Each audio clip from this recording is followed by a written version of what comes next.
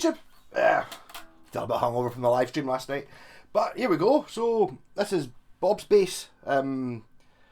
He, if you go back 6 months, a year, something like that, he had a Hondo Super Strat copy, which was a sort of blue crackle finish, and now he's bought the matching bass. This is from 88, I think. Serial number starts 88, and I had actually one of the first of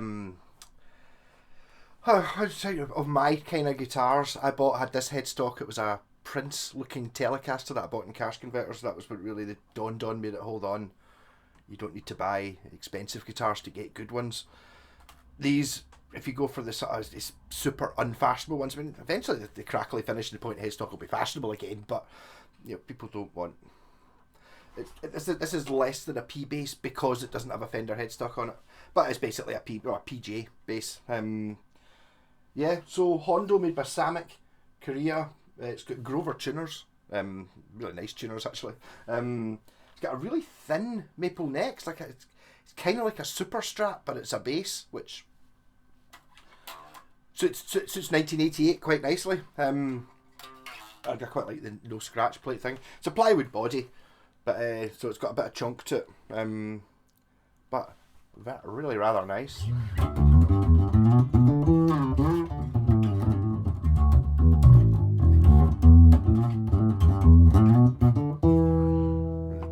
Bridge pickup.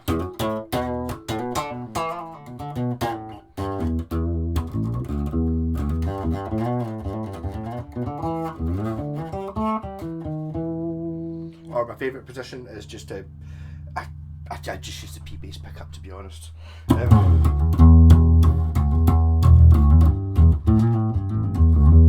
No tone.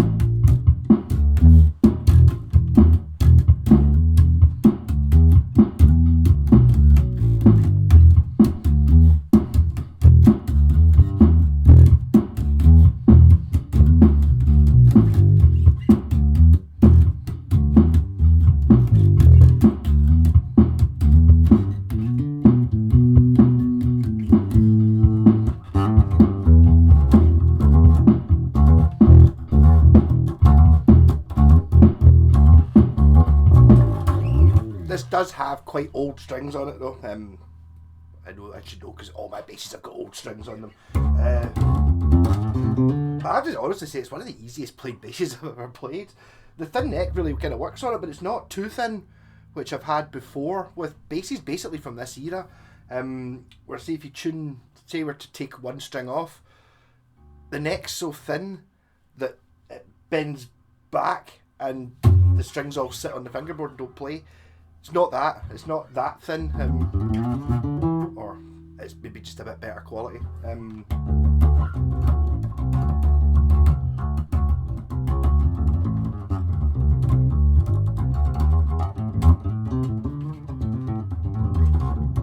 I think that we're now getting into the era now where these are probably the best value guitars you can buy. A little bit odd looking with a pointy headstock and stuff. I mean, to be honest, I would play it no problem.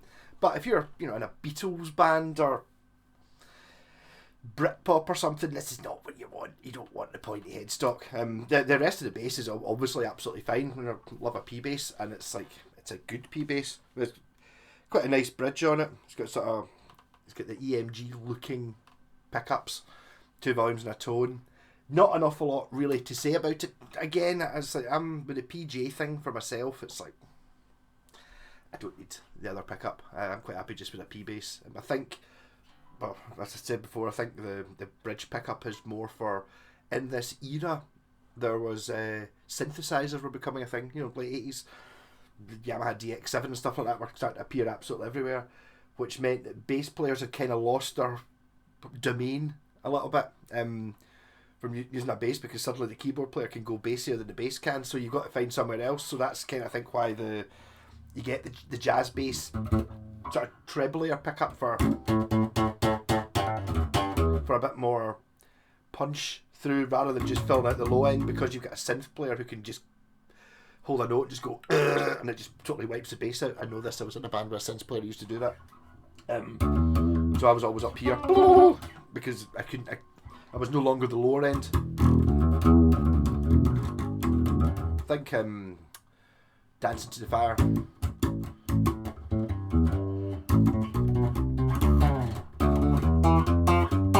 You know, these sort of things, because a keyboard can't do that. But still, P-bass pickup for me.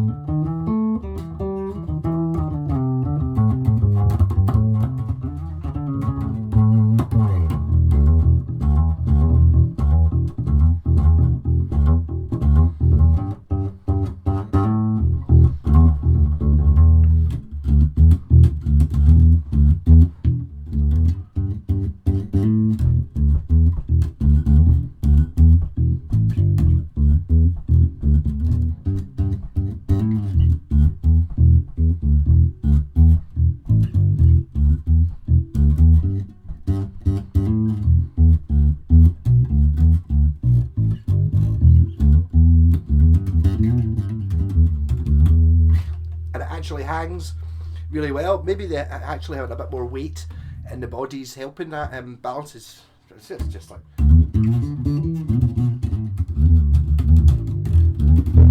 if you're going to have a bass, if you're a guitar, you've got this many guitars, you don't have a bass, just get something like this. Totally. Being Samick, it's, you know, the quality level it really is high up. Again, you're up at, I don't know, 500 odd quid to get one this quality now. Easily 500 quid to get like a good P bass.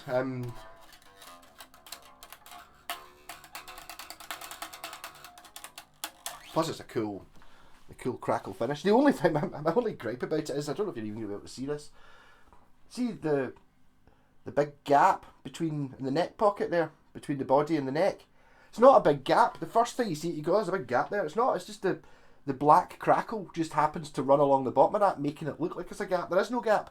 It's a really tight, well fitted pocket. It's just an unfortunate. I don't know how they do the cracking thing. I don't think it's painted on. It must be. I think what they do is they paint is a guitar black, and then they put on the red paint which reacts with it, and kind of I've had to do this unintentionally before, but you know, so it's kind of random where the crackles are. It's just unfortunate, that one. It's a pretty minor gripe. So if you're looking at one of these and you think, oh, it looks a wee bit, you can see it there. It looks like there's a shadow gap. It's not. It's just black paint. Yeah. But I mean, great fun bass.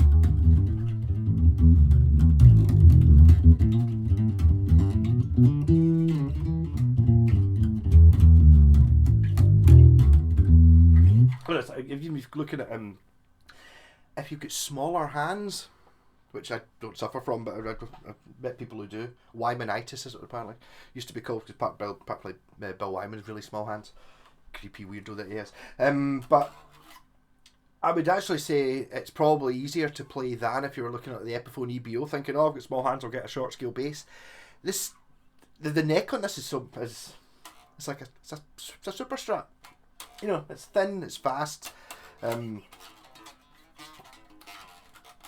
Maybe a bit of its time. I mean, I can totally see Duff McKagan's bass it's not entirely different era from this, is it? His is maybe that's just a jazz bass pickup and the no scratch plate gives it that look. The pointy headstock does date it. But I mean, it's not something I would change on this guitar. I mean, the neck on it's fantastic. It's actually the same as that Telecaster I had, the first of the good guitars I owned. The good but not expensive guitars I owned had the same headstock, and the neck on it was phenomenal. It looked really wrong on a Telecaster having a pointy head. Nowadays I'm kind of a bit more kind of okay with it, but I think it works quite well with a P-bass.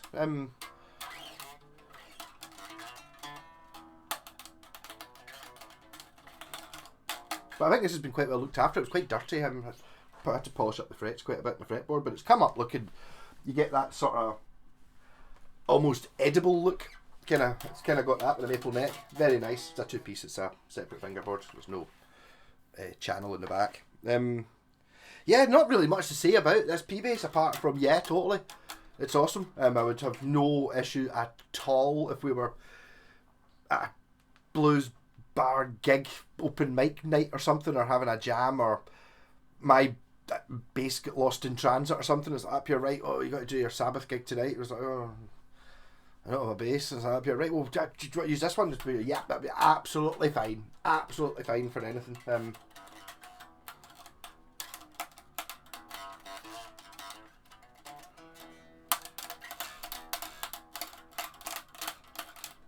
Yeah, so I managed to keep this one down to about 10 minutes, didn't I? Yeah, so totally just look at these. I have no idea what model it is. It's very similar to my pal Wayne had one. No, it wasn't for a similar era. If you go back 6 months or something, it had maybe 18 months. It had like a tiger stripe thing on it. It had a mirrored scratch plate. I'm not sure it had the pointy headstock. I can't remember. It was it was a Hondo, and it was a very similar era. It was basically the same bass. And they're always good. Hondo do at this era, late 80s, early 90s. Hondos are really good guitars. Well, there's Samick later on. Samick became much more predominant. If you look up Samick Epiphones, they're worth an awful lot more money than later on ones because they're better built. This is what this is. Rocking. Catch you later.